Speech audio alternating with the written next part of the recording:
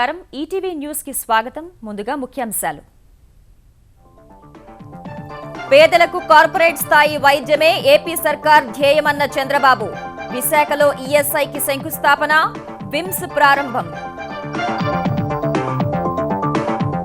విశాఖలో పూలే జయంతిని నిర్వహించిన ఏపీ ప్రభుత్వం విద్వేషాన్ని రెచ్చగొట్టే ప్రయత్నం చేస్తున్నాయని విపక్షాలపై వెంకయ్య ధ్వజం ప్రజలను సొంత బిడ్డల్లా చూసుకోవాలని కార్పొరేటర్లకు కేసీఆర్ సూచన జీహెచ్ఎంసీ సమస్యలపై సమరభేరీ మోగించాలని శిక్షణా శిబిరంలో పిలుపు వచ్చే విద్యా సంవత్సరం నుంచే తెలంగాణలో విద్యా సంస్థల ప్రక్షాళన 2016-17ను చదువుల ఏడాదిగా పాటించనున్నట్టు కడియం ప్రకటన తెలుగుదేశంలో చేరిన జగ్గంపేట ఎమ్మెల్యే జ్యోతుల నెహ్రూ పాములేరు ప్రాజెక్టు చేపట్టాలని చంద్రబాబుకు విజ్ఞప్తి సీఎం సానుకూల స్పందన సుప్రీంకోర్టు చరిత్రలో కీలక పరిణామం వైద్య కళాశాలల్లో ఉమ్మడి ప్రవేశ పరీక్ష రద్దు తీర్పు ఉపసంహరణ పునఃసమీక్షకు ధర్మాసనం నిర్ణయం పుట్టింగల్ ఆలయంలో ప్రమాదానికి నిబంధనల ఉల్లంఘనే కారణమని నిర్ధారణ 6 ట్రస్టీలు సహా 25 మందిపై హత్యాయత్నం కేసు నమోదు అస్సోం బెంగాల్లో వెల్లివిరిసిన ఓటరు చైతన్యం తెల్లవారుజాము నుంచే పోలింగ్ కేంద్రాల వద్ద బారులు ఇరు రాష్ట్రాల్లో 80% పైనే పోలింగ్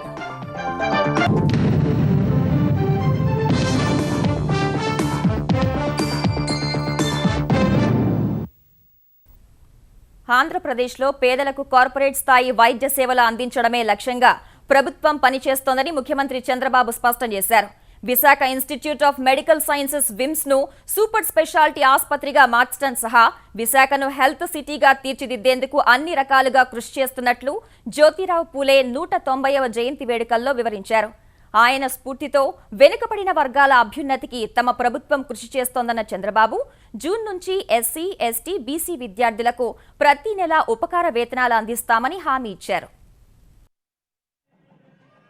విశాఖపట్నాన్ని హెల్త్ సిటీగా అభివృద్ధి చేసే దిశలో కీలక ముందడుగు పడింది షీలానగర్లో కేంద్ర కార్మిక శాఖ నిర్మించనున్న 300 పడకల ఈఎస్ఐ ఆసుపత్రికి ముఖ్యమంత్రి చంద్రబాబు కేంద్ర మంత్రులు వెంకయ్య నాయుడు దత్తాత్రేయ శంకుస్థాపన చేశారు వేల సంఖ్యలో కార్మికులు ఉండే విశాఖలో 500 పడకల ఆసుపత్రిని నిర్మించాలన్న బాబు విజ్ఞప్తిపై సానుకూలంగా స్పందించిన దత్తాత్రేయ 700 కోట్లతో 500 పడకల ఆసుపత్రి నిర్మిస్తామని చెప్పారు తర్వాత విశాఖలో నిర్మించనున్న విమ్స్ ను ప్రారంభించారు విమ్స్ ను అంతర్జాతీయ స్థాయి ప్రమాణాలతో అభివృద్ధి చేస్తామన్న ముఖ్యమంత్రి విశాఖలో చాలా కాలంగా పెండింగ్ లో ఉన్న హెల్త్ సిటీని త్వరలోనే పూర్తి చేస్తామని చెప్పారు అనంతరం ఏయూ స్నాతకోత్సవ మందిరంలో ఆంధ్రప్రదేశ్ ప్రభుత్వం అధికారికంగా నిర్వహించిన మహాత్మా జ్యోతిరావు పూలే 190వ జయంతి కార్యక్రమంలో కేంద్ర మంత్రులతో కలిసి చంద్రబాబు పాల్గొన్నారు వెనుకబడిన వర్గాల అభ్యున్నతిపై పూలే ఆలోచనలను ఆచరణలోకి తెచ్చింది ఎన్టీఆర్ నేతృత్వంలోని తెలుగుదేశం ప్రభుత్వమేనని చెప్పారు ఒక పక్క హెల్త్ సిటీ వస్తుంది ఇంకో పక్క విమ్స్ హాస్పిటల్ వస్తుంది కేజీహెచ్ని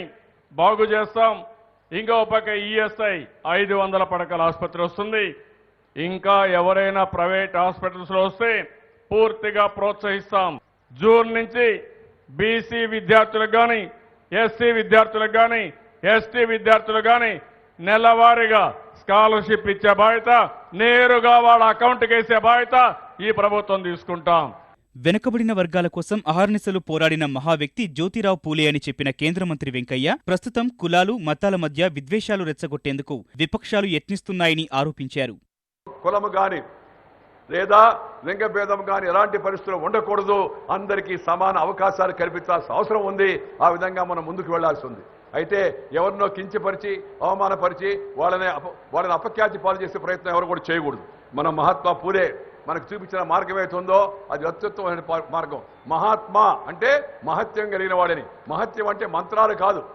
ఈ సమాజానికి ఉపయోగపడే విధంగా మంచి ఆలోచనలు పెంచిన మహానుభావులు అటు మహాత్మా పూలే కావచ్చు లేదా డాక్టర్ అంబేద్కర్ కావచ్చు లేకపోతే మహాత్మా గాంధీ కావచ్చు లేకపోతే సంఘ సంస్కర్తలు కావచ్చు వీళ్ళందరూ మనకి మహానుభావులు ఆ మహానుభావుల్ని మనం గుర్తుంచుకోవాలా వాటిని గౌరవించుకోవాలా ఆంధ్రప్రదేశ్లో మరో 3 ఈఎస్ఐ ఆసుపత్రులు నిర్మించనున్నట్లు దత్తాత్రేయ ప్రకటించారు 3 హాస్పిటల్స్ ఒకటి పైడి భీమవరంలో విజయనగరంలో కాకినాడలో ఈ 3 ప్రాంతాల్లో కూడా 100 బెడెడ్ హాస్పిటల్ నిర్మాణం చేయడానికి నేను తప్పకుండా నిర్ణయం తీసుకొని ప్రతి హాస్పిటల్కి ఒక 100 కోట్ల రూపాయలు తప్పకుండా కేటాయిస్తానని నేను ఈ సభాముఖంగా మీ అందరూ కూడా విజ్ఞప్తి చేస్తా ఉన్నాను. జ్యోతిరావు పూలే జయంతిని ఆంధ్రప్రదేశ్ వ్యాప్తంగా పెద్ద ఎత్తున నిర్వహించారు. విజయవాడ తుమ్మలపల్లి కళాక్షేత్రంలో జ్యోతిరావు పూలే విగ్రహాన్ని ముఖ్యమంత్రి చంద్రబాబు ఆవిష్కరించారు. జ్యోతిరావు పూలే జయంతి వేడుకలను తెలంగాణ ప్రభుత్వం హైదరాబాద్ రవీంద్ర భారతిలో ఘనంగా నిర్వహించింది. ఈ కార్యక్రమానికి తెలంగాణ మండలి చైర్మన్ స్వామిగౌడ్, బీసీ సంక్షేమ శాఖ మంత్రి జోగు రామన్న, బీసీ సంక్షేమ సంఘం జాతీయ అధ్యక్షుడు ఆర్ కృష్ణయ్య, భాజపా తెలంగాణ అధ్యక్షుడు లక్ష్మణ్, కాంగ్రెస్ సీనియర్ నేత వి హనుమంతరావు సహా పలువురు బీసీ నేతలు హాజరై పూలేకు ఘనంగా నివాళులు అర్పించారు. న్యాయమూర్తుల నియామకం, ఉద్యోగాల కల్పనలో బీసీలకు సముచిత ప్రాధాన్యత కల్పించాలన్న వీహెచ్ డిమాండ్ చేయగా సంపూర్ణ అక్షరాస్యత సాధించినప్పుడే పూలే ఆశయాలు నెరవేరినట్లని లక్ష్మణ్ వ్యాఖ్యానించారు. జనాభా ప్రాతిపదికన బడుగు బలహీన వర్గాల విద్యార్థులకు గురుకుల పాఠశాలలు సాధించడమే ప్రస్తుత ఉద్యమ కార్యాచరణ అని కృష్ణయ్య స్పష్టం చేశారు.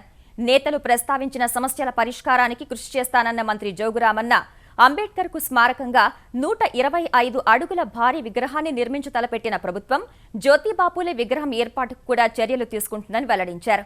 ఈ అంశంపై ముఖ్యమంత్రి కేసీఆర్ తో చర్చిస్తానని తెలిపారు.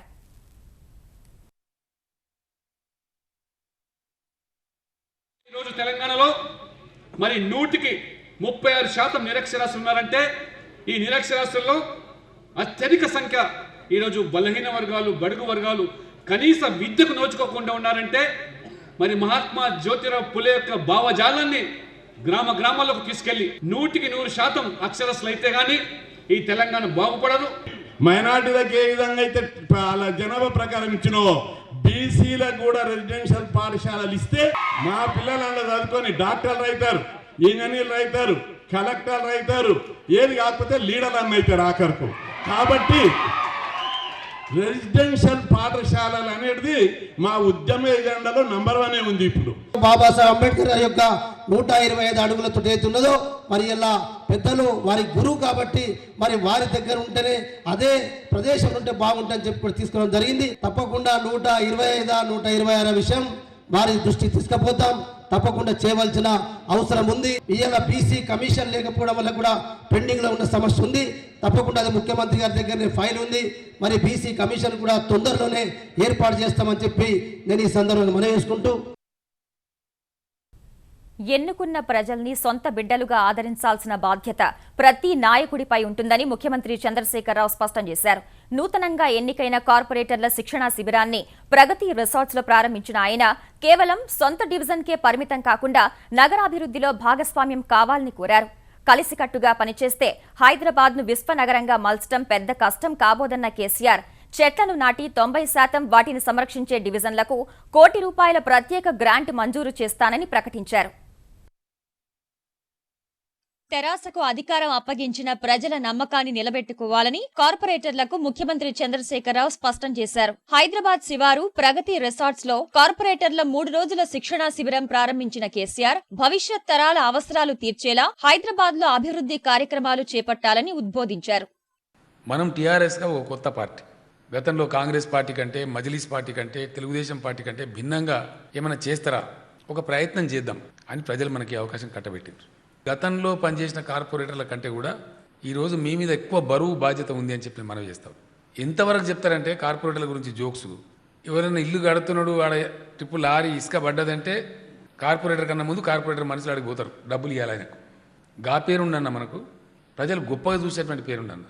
మనకు పదవి ఉన్నప్పుడు, ఒక అధికారం ఉన్నప్పుడు, మనం చేయగలిగేటువంటి అవకాశం ఉన్నప్పుడు మంచి చేయకపోతే అది నేరం. కుల మత ప్రాంతాలకు అతీతంగా భాగ్యనగరంలో ఉండేవారంతా హైదరాబాదీలేనని స్పష్టం చేసిన ముఖ్యమంత్రి పనితీరును ఎప్పటికప్పుడు సమీక్షించుకుందామని ప్రతిపాదించారు. జీహెచ్ఎంసీకి వచ్చేటువంటి ఆదాయంలోని ప్రతి రూపాయి ఖచ్చితంగా నగర అభివృద్ధికి, అది కూడా డిజైర్డ్ అభివృద్ధి, మీరందరూ కలిసి ఏదైతే జరగాలి, నా నగరం ఇట్లుండాలి అని మీరు కోరుకుంటారో దాని కనుక మీరు పంపగలిగితే అంతకన్నా అద్భుతం ఇంకోటి లేదు. ప్రజలు ఎక్స్పెక్ట్ మనం నుంచి చేసేది మినిమం ఫెసిలిటీస్. జీహెచ్ఎంసీ ఆఫీస్ కంటే కూడా యాస్కీలో పోయి కూర్చొని యాస్కీ కూడా కొన్ని టాస్క్ ఇద్దాం, వాళ్ళు మళ్ళీ మనం కలిసి కంబైన్డ్గా మనం టార్గెట్స్ అచీవ్ అవుతున్నామా లేమా, ఎంతవరకు పోతున్నాం, ఎట్లా పోతున్నాం, ఎందుకు పోలేకపోతున్నాం, లోపం ఎక్కడ జరుగుతుంది అనేది చేసుకునే అవసరం ఉంటుంది. తాగునీరు, విద్యుత్, ప్రజా రవాణా వ్యవస్థలు బలోపేతం చేయాల్సిన అవసరం ఉందని గుర్తు చేసిన కేసీఆర్ కలిసికట్టుగా పనిచేసి హైదరాబాద్ ను విశ్వనగరంగా మలచాలని కోరారు. దేశంలోని ఉత్తమ విధానాలను అమలు చేస్తున్న నగరాల్లో పర్యటించాలని సూచించారు. సేమ్ పార్టీ గవర్నమెంట్ ఉన్నా సరే ఫైట్ చేయాలి. మున్సిపల్ శాఖ మంత్రిని తిననీయదు, పండనీయదు, బతకనీయదు. ముండిపట్టు పడితే అట్నే ఉండాలి. డబుల్ బెడ్రూమ్ ఇండ్ల కోసం ఏ ఒక్క రూపాయి కూడా ఎవరికి లంచం ఇవ్వద్దు అని చెప్పింది. ఆ బ్రోకర్ల బాధ ప్రజలకు పోవాలంటే మీరు అడ్డపడాలి. మీ డ్యూటీ ఏంది? మొత్తం పట్టణాన్ని గొప్పగా చేయడం. నగర సందర్శనమో నగర దర్శనమో ఒక ప్రోగ్రాం పెట్టండి. ఒకటి కాకపోతే 4 బస్సులు తీసుకోండి. మొత్తం హైదరాబాదు చెప్ప తిరగాలి మీరంతా. ఇది చాలా చండాలంగా ఉన్నాయి. ఈ 4 బస్తీలు ఇవి అర్జెంట్ తీసేయాలి. దీనికోసం 100-150 కోట్లు ఖర్చు అవుతారంటే 100% I'm promising you, I will give you on the spot sanction చేసేస్తాను.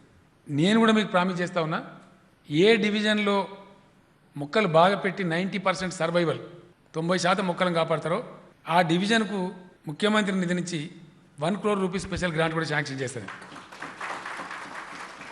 మీరు 50 మంది చేస్తే 50 కోట్లు ఇస్తా. చెత్త రహదారులపై పడేసేవారు సిగ్గుపడేలా కార్పొరేటర్లు గాంధేయ మార్గంలో అత్యంత సహనంతో వ్యవహరించాలని కేసీఆర్ సూచించారు. ప్రజా కమిటీలతో కలిసి సమస్యల పరిష్కారానికి కృషి చేయాలని స్పష్టం చేశారు. ఈ ఏడాది నైరుతి రుతుపవనాలు బాగుండి సాధారణ వర్షపాతం నమోదవుతుందని కేంద్రం అంచనా వేసింది. వరుసగా 2 ఏళ్ల లోటు వర్షపాతం కారణంగా దేశవ్యాప్తంగా తీవ్ర నీటి ఎద్దడి ఏర్పడిన వేళ ఈ మేరకు చల్లటి కబురు అందించిన కేంద్రం జూన్లో ప్రారంభమయ్యే ఖరీఫ్ సీజన్లో సాగు విస్తీర్ణం, పంట దిగుబడిని పెంచేందుకు ప్రణాళికలు రూపొందించాలని రాష్ట్రాలను ఆదేశించింది. ఎల్నినో స్థానంలో లానినో పరిస్థితులు ఏర్పడుతున్నాయన్న కేంద్ర వ్యవసాయ శాఖ కార్యదర్శి శోభనా పట్నాయక్ నైరుతి రుతుపవనాలు బాగుంటాయని తెలిపారు. ఖరీఫ్ సాగు కోసం విత్తనాలు, ఎరువుల్ని సిద్ధంగా ఉంచుకోవాలని రాష్ట్రాలకు సూచించారు. వర్షపాతం ఏ స్థాయిలో ఉంటుందన్న అంశంపై పూర్తి వివరాలని వాతావరణ శాఖ కొద్ది రోజుల్లో వెల్లడిస్తుందని వ్యవసాయ శాఖ కార్యదర్శి చెప్పారు. సుప్రీంకోర్టు చరిత్రలో కీలక పరిణామం చోటు చేసుకుంది. గతంలో ఇచ్చిన తీర్పును వెనక్కి తీసుకుంటూ ఇవాళ సంచలన నిర్ణయం వెలువడింది.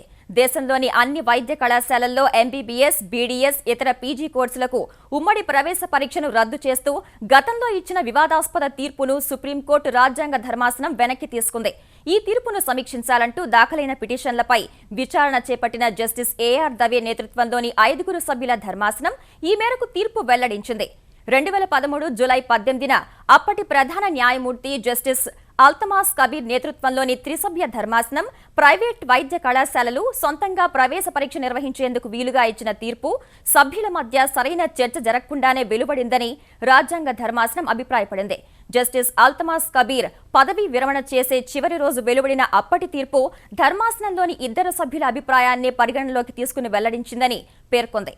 ఆ తీర్పును పునఃసమీక్షించాల్సిన అవసరం ఉందని రాజ్యాంగ ధర్మాసనంలోని సభ్యులు ఏకగ్రీవంగా నిర్ణయించారు. ఫలితంగా సమీక్ష పిటిషన్లను విచారణకు స్వీకరించడం సహా అప్పటి తీర్పును సమీక్షిస్తున్నట్లు ప్రకటించిన ధర్మాసనం వాటిపై కొత్తగా వాదనలు ఆలకిస్తామని పేర్కొంది. 2013 నాటి తీర్పుపై అసంతృప్తిని వ్యక్తం చేస్తూ నోట్ ఇచ్చిన జస్టిస్ ఏఆర్ దవే ప్రస్తుత రాజ్యాంగ ధర్మాసనానికి నేతృత్వం వహించడం ప్రాధాన్యం సంతరించుకుంది. కేరళలోని కొల్లం జిల్లా పుట్టింగల్ దేవి ఆలయంలో అగ్ని ప్రమాదానికి బాణాసంచా ప్రదర్శనకు సంబంధించిన నిబంధనలను తుంగలో తొక్కడమే కారణమని ప్రాథమికంగా తేలింది. ప్రమాద స్థలిని పరిశీలించిన పేలుడు ప్రమాదాల నియంత్రణ ముఖ్యాధికారి సుదర్శన్ కమల్ నేతృత్వంలోని 7 సభ్యుల బృందం అంతులేని విషాదానికి కారణమైన బాణాసంచా ప్రదర్శనలో ఉపయోగించిన టపాసుల్ని నిషేధిత రసాయనాలతో తయారు చేశారని గుర్తించారు. బాణాసంచా ప్రదర్శన సమయంలో కనీసం ముందు జాగ్రత్త చర్యలు కూడా తీసుకోలేదని అధికారులు చెప్పారు. రాత్రి 10 గంటల తర్వాత బాణాసంచా కాల్చకూడదన్న సుప్రీంకోర్టు మార్గదర్శకాలను కూడా పట్టించుకోలేదని కమల్ చెప్పారు. మరోవైపు ప్రమాద ఘటనలో మృతుల సంఖ్య 109కి చేరుకోగా గాయపడ్డ 383 మందికి వివిధ ఆసుపత్రుల్లో చికిత్స అందిస్తున్నారు. చికిత్స పొందుతున్న వారిలో కొంతమంది పరిస్థితి ఆందోళనకరంగా ఉంది. ప్రమాద ఘటనకు సంబంధించి పరవూరు పోలీసులు 25 మందిపై వివిధ సెక్షన్ల కింద కేసులు నమోదు చేశారు. వీరిలో 15 మంది ఆలయ కమిటీ సభ్యులు కాగా 2 బాణాసంచా కాంట్రాక్టర్లు ఉన్నారు. 6గురిపై హత్యాయత్నం కింద కేసు పెట్టారు.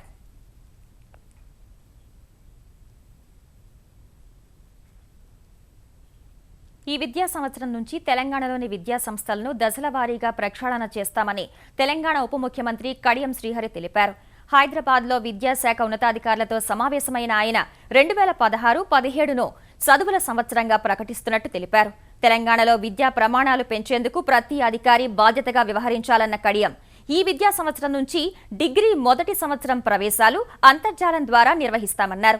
ఇకపై మండలాల వారీగా ఏ గ్రామంలో ఏ విద్యా సంస్థ ఉందనే విషయాన్ని తెలుసుకునేందుకు ఎడ్యుకేషనల్ ప్రొఫైల్ తయారు చేస్తామన్న ఆయన ప్రైవేట్ పాఠశాలల్లో రుసుముల నియంత్రణపై వారంలోగా ఒక ప్రణాళికను అందుబాటులోకి తెస్తామన్నారు. కాలేజ్ మొదలుకొని ఇంజనీరింగ్ కాలేజ్ వరకు, అదేవిధంగా పాలిటెక్నిక్ మొదలుకొని డిగ్రీ కాలేజెస్ వరకు ఏవైతే పర్మిషన్స్ కానీ అప్లికేషన్స్ కానీ ఇస్తున్నామో వాటిని ఇప్పుడున్న రూల్స్ ప్రకారము పకడ్బందీగా అమలు చేయాలి. పర్మిషన్ ఇచ్చేటప్పుడు కానీ అప్లికేషన్ ఇచ్చేటప్పుడు కానీ లేకుంటే అప్లికేషన్ రెన్యువల్ చేసేటప్పుడు కానీ తప్పకుండా ఇన్స్పెక్షన్ చేయాలి. గైడ్ లైన్స్ కు లోబడి ఆ ప్రైవేట్ ఇన్స్టిట్యూషన్స్ ఉంటేనే అనుమతులు ఇవ్వాలనేది, అప్లికేషన్ రెన్యువల్ చేయాలనేది కూడా స్పష్టమైన ఆదేశాలు ఇవ్వడం జరిగింది. మహబూబ్ నగర్ జిల్లా గట్టు మండలంలో 600 కుటుంబాలకు హైకోర్టు ఊరటనిచ్చింది. రెవెన్యూ అధికారులు రద్దు చేసిన అసైన్డ్ భూములను తిరిగి రైతులకు అప్పగించాలని ఆదేశించింది. మహబూబ్ నగర్ జిల్లా గట్టు మండలంలో 40 ఏళ్ల క్రితం 1200 మందికి 6000 ఎకరాలను కేటాయించారు. అయితే 3 ఏళ్లలో వ్యవసాయం చేయలేదంటూ గట్టు మండలం తహసీల్దార్ సుమారు 600 మంది భూ కేటాయింపులు రద్దు చేశారు. సోలార్ కంపెనీకి కేటాయించేందుకే తమ భూములను లాక్కుంటున్నారంటూ రైతులు హైకోర్టును ఆశ్రయించారు. నోటీసులు పరిశీలించిన హైకోర్టు ధర్మాసనం గట్టు తహసీల్దార్ సత్తయ్యపై తీవ్ర ఆగ్రహం వ్యక్తం చేసింది. ఎవరి కోసం ఇదంతా చేస్తున్నారని ప్రశ్నించింది. షోకాస్ నోటీసులో తేదీలు, కారణాలు, సరైన వివరాలు లేకపోవడంపై అసహనం వ్యక్తం చేసిన కోర్టు పాఠశాల పిల్లలతో రాయించారా అని అనుమానం వ్యక్తం చేసింది. తహసీల్దార్ను వెంటనే సస్పెండ్ చేసి మళ్లీ పాఠశాలకు పంపించాలని సూచించింది. మెదడు పెట్టి చట్టాల ప్రకారం పనిచేయాలని అక్షింతలు వేసింది. ఎవరైనా అన్నదాతలు బలవన్మరణానికి పాల్పడితే తహసీల్దారే బాధ్యుడని కేసు పెట్టాలని అభిప్రాయపడింది. రద్దు చేసిన భూములన్నీ తిరిగి రైతులకు అప్పగించాలని కలెక్టర్ను ఆదేశించిన కోర్టు తహసీల్దార్ చర్య సమర్థనీయం కాదని, ఆయనపై ఎలాంటి చర్యలు తీసుకుంటారో వివరణ ఇవ్వాలని ఆదేశించింది. తదుపరి విచారణను జూన్ 6కు వాయిదా వేసింది. జగ్గంపేట శాసనసభ్యులు జ్యోతుల నెహ్రూ ముఖ్యమంత్రి చంద్రబాబు సమక్షంలో తెలుగుదేశంలో చేరారు. భారీ సంఖ్యలో అభిమానులు, కార్యకర్తలతో కలిసి జగ్గంపేట నుంచి ర్యాలీగా విజయవాడ చేరుకున్న నెహ్రూ A1 కన్వెన్షన్ సెంటర్లో తెలుగుదేశం తీర్థం పుచ్చుకున్నారు. 38 మంది వైకాపా సర్పంచులు, ఎంపీటీసీ, జెడ్పీటీసీలు, భారీ సంఖ్యలో కార్యకర్తలు నెహ్రూతో పాటు తెలుగుదేశంలో చేరారు. వారిని ముఖ్యమంత్రి చంద్రబాబు సాదరంగా ఆహ్వానించారు.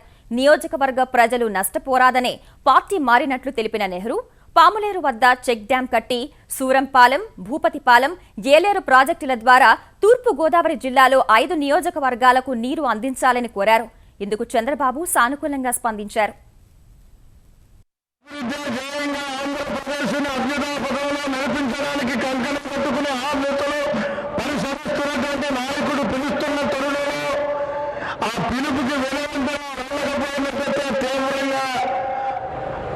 జిల్లా ప్రజలు నష్టపోతారు, ముఖ్యంగా నియోజకవర్గ ప్రజలు నష్టపోతారు అనేటటువంటి ఏకైక ఆలోచనతోటి ఈనాడు ఈ నిర్ణయం తీసుకోవడం జరిగింది అని చెప్పేసి మనం చేసుకుంటున్నాం సోదరులరా.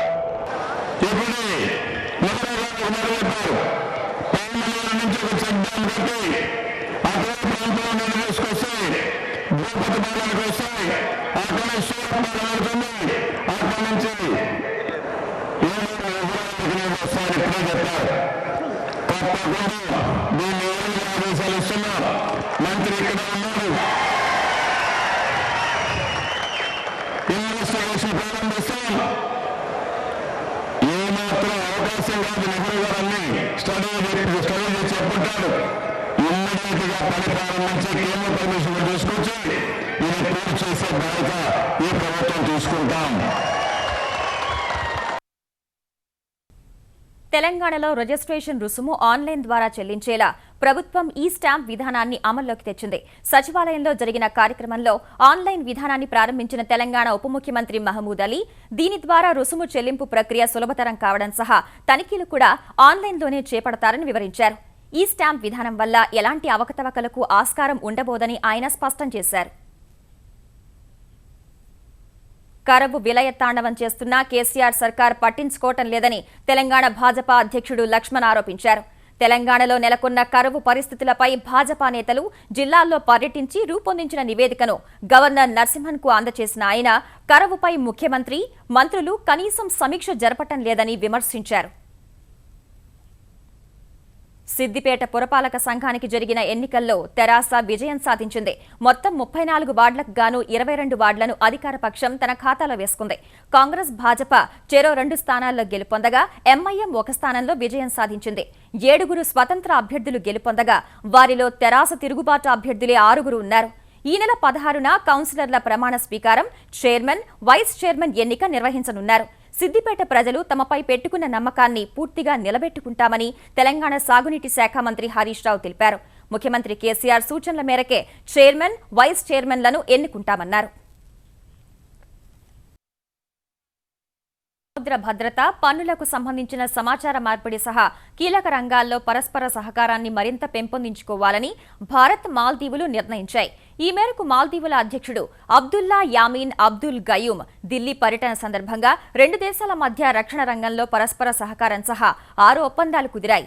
ఢిల్లీ, హైదరాబాద్ హౌస్లో సమావేశమై వేర్వేరు అంశాలపై చర్చించిన ప్రధాని మోదీ, అధ్యక్షుడు యామీన్ వ్యూహాత్మక భాగస్వామ్యం బలోపేతానికి సంకల్పించారు. భారత అభివృద్ధికి ఇరుగు పొరుగు దేశాల భద్రత, పురోగతి ఎంతో కీలకమని పునరుద్ఘాటించిన మోదీ, హిందూ మహాసముద్ర ప్రాంతంలో భద్రత పరిరక్షణకు తమ వంతు పాత్ర పోషిస్తామని స్పష్టం చేశారు. మాల్దీవుల్లో చైనా ప్రాబల్యం పెరుగుతున్న వేళ అక్కడి పోర్టుల అభివృద్ధి, మౌలిక సదుపాయాల కల్పనను వేగవంతం చేయాలని భారత్ నిర్ణయించింది. బెంగాల్, అసోం శాసనసభ ఎన్నికలకు జరిగిన 2వ విడత పోలింగ్లో ఓటరు చైతన్యం వెల్లివిరిసింది. ప్రతి పోలింగ్ కేంద్రంలో మొదట ఓటేసే 5గురినే ఓ పథకంతో సన్మానిస్తామన్న కేంద్ర ఎన్నికల సంఘం ప్రకటన ఫలించి అసోంలో 85% మంది ఓటర్లు తమ ఓటు హక్కును వినియోగించుకున్నారు. బార్పేట్ జిల్లా సఫర్ కుమార్ పోలింగ్ కేంద్రం వద్ద జరిగిన ఘర్షణలో ఒక వ్యక్తి చనిపోయాడు. 2 సీఆర్పీఎఫ్ సిబ్బంది సహా 3 గాయపడ్డారు. బెంగాల్లో ఎలాంటి బహుమానాలు ప్రకటించినప్పటికీ ఓటర్లు ఉత్సాహంగా ముందుకొచ్చి ఓటు హక్కు వినియోగించుకున్నారు.